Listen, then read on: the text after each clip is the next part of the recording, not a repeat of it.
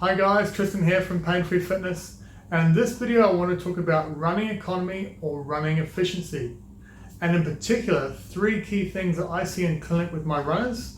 I want to share them with you so you've got a better understanding of what might be happening towards the back end of your run, especially if you're feeling like you're trailing off for no particular reason. Okay, so number 1 is contact time. So in particular with the feet, right? How long does it take your brain to send that signal to your feet that, hey, we made contact with the ground, we need to absorb this impact, and we need to redistribute that force back up the body, right, so it can propel us forward again. So the question here is, do you have active feet or reactive feet? There's a good reason why we can't hear good runners coming up behind us, because obviously they've got such light feet we can't hear them. And that's what we're gunning for. We want active feet. Versus reactive, where our foot hits the ground, it takes too long for the brain to send that signal to absorb the impact, and or we don't have the strength. And so therefore, of course, we spend all this time on the floor, our global muscles get involved, braking forces increase, and we expend a lot of energy to repropel ourselves forward. Number 2, of course, is your recovery stride.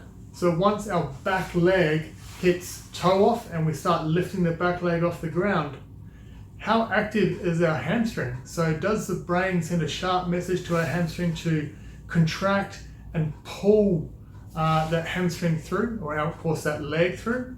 And what that does, if you are doing that well, is it propels you forward horizontally quite nicely, rather than a low swing where we're kind of just relying on the hip flexors to drag that leg through, which from a injury standpoint is obviously not very good either. Number 3 is in and around your stride rate versus stride length. So of course we've got a fair understanding that our stride rate should be somewhere between 160 up to 180, and even if you're an elite, they're doing around 190, which is just crazy. Okay, and then of course that mirrors up with our stride length. Are we overstriding?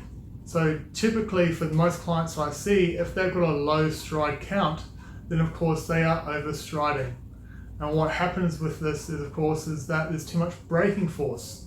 Our feet are landing too far away from our center of gravity, and therefore the braking force forces us to flex through the knee, flex through the hips more than we should, start bringing in those global muscles again to help contribute to absorb the impact, and then re-accelerate the body, propel us forward again.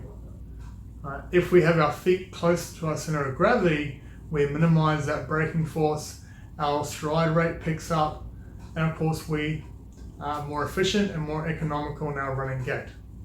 Alright guys, I hope that helps. I look forward to seeing you in my next video. Cheers, bye.